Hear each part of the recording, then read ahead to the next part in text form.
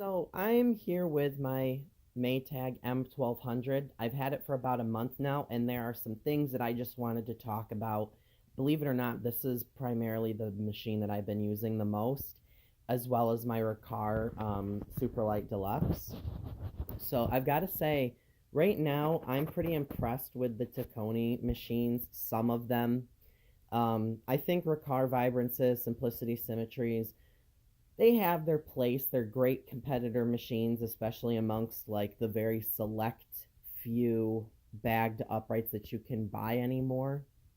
Though, um, when you really think about it, there's nothing that really makes them special except for the fact that they make them with a metal brush roll.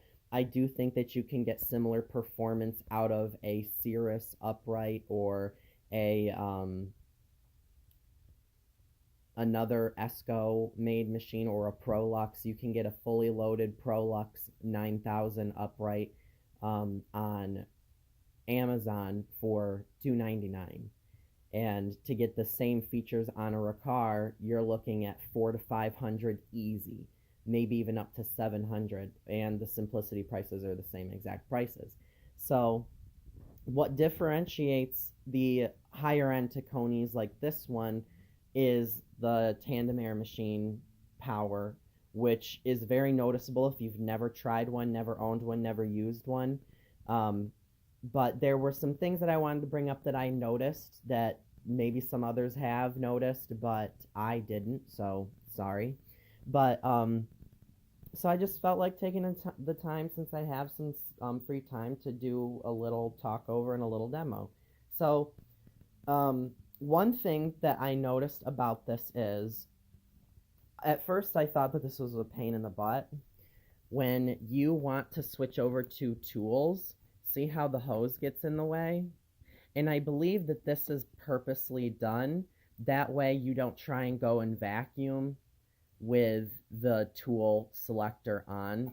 The hose will stick out the side and it won't lay flat against the machine. So it's kind of like an obvious reason as to why it's doing that. And maybe if it wasn't designed that way, which I do believe it was, but if it wasn't, I don't see how you could easily do that. Though I have seen people, especially with like Panasonic and Kenmore uprights, or even Sharks, they never have the hose put on the machine correctly, which really doesn't help the performance of the vacuum. Now, when you plug in the Maytag for the first time, or I believe probably a Brilliance or a Radiance or a Synchrony or a Synergy,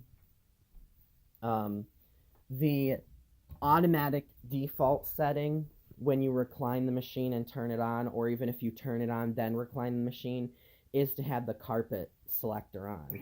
So you can see the carpet automatically turns on, but if I turn it on and then press this button to turn off the carpet selection, it'll turn the carpet back on as well. So it automatically defaults, I believe, if you have it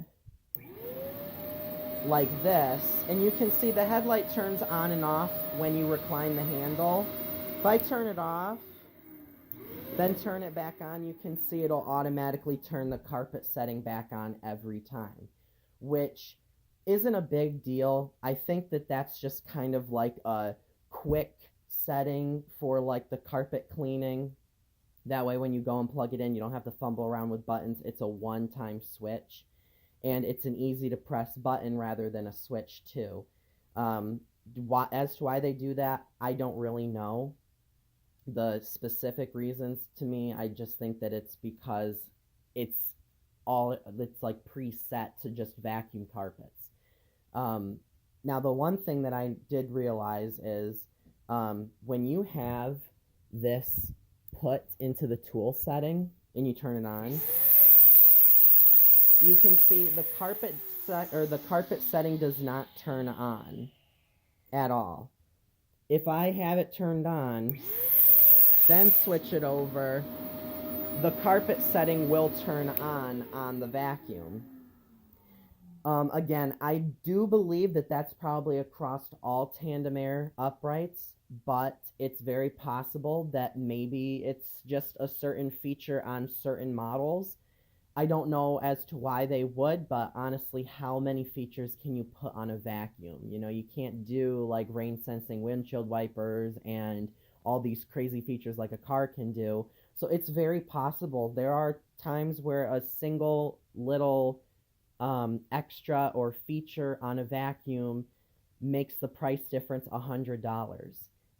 Just like a lifetime belt makes $100 difference or $200 difference in some cases.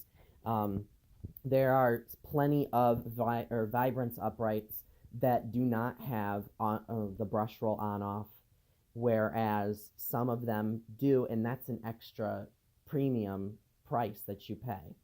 Um, Another thing, now I think I said this in one of my previous videos, this is not the dusting brush that came on my prior M1200, and I would like to get one, and I believe it's just this the snap-on brush. You don't have to replace the whole plastic attachment, but just the brush attachment portion. And if you still don't understand what I'm saying, these tabs come undone, excuse me, and these tools were never used before I bought it. Um, you can see it's super shiny in there, but this tab and this tab pops the brush portion off, so you can buy like a horsehair tool, which right now I just leave it the way that it is because I don't really dust as often as I do upholstery, and a horsehair brush is not your best option for upholstery. So, um, also the cord is extremely long on this, so it takes some time to wrap up because it's such a small cord wrap in terms of distance. I have not needed to change the bag on it at all. I don't really know as to how much dirt I have in it. Oh, pretty much a pretty good amount in there so far. Most of it's probably cat litter, and then this oatmeal will be going in there too. But the inside of the bag door is nice and pristine uh, from me cleaning it out when I got it. It had some sand in it from the demo. So, I mean, buying it the way that I did, you have some ups and downs. It's new. It came with a full warranty, but it had been used. It had been turned on before, but it had been used by... Stop that. Don't eat the oatmeal. It had been used by the people who would own the place. So, anyway, I will do a quick demonstration. I can't think of anything else that I've really wanted to mention except for the fact that I reach for this more often than my Kirby or any of my uprights, honestly, because it gives amazing cleaning performance across all surfaces. It's just easier to grab. The hose is super long. The hose is easy to use. It's got excellent carpet cleaning, probably just as good as my Kirby, and I don't have to take a bunch of things apart to be able to use the hose on it. Now, of course, owning a direct air upright, you do need to be careful as to what you pick up. There have been times like recently we just replaced all the ceiling fans in our house, and my dad tends to get careless. Well, I was at class when he was doing it, and thankfully I didn't use this to vacuum my carpet because I ran over a screw from one of the old ceiling fans that we had in the house.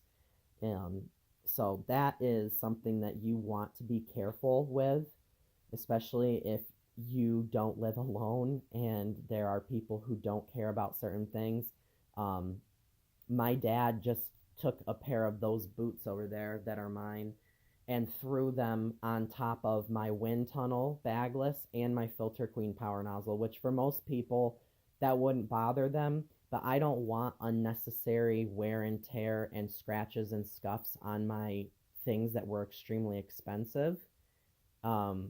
which they wouldn't appreciate because they just assume, you know, vacuums are meant to take a beating sort of thing, and mine do not. So here we go.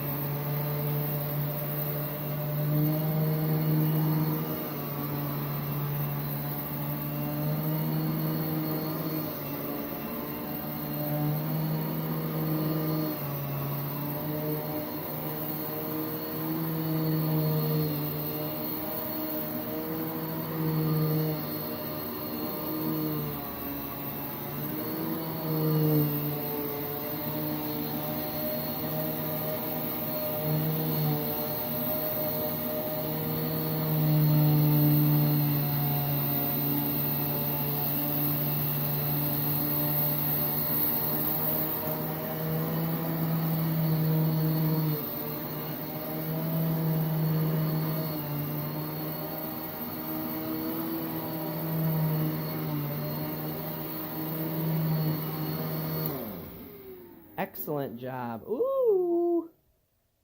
I don't know how that happened. Let me.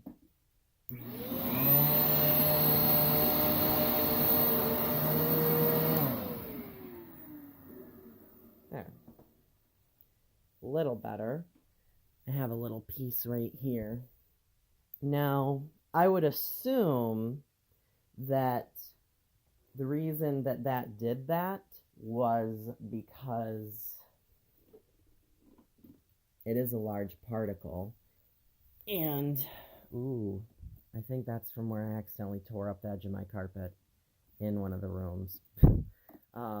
There is a little bit of a lip right here that's almost like at an angle.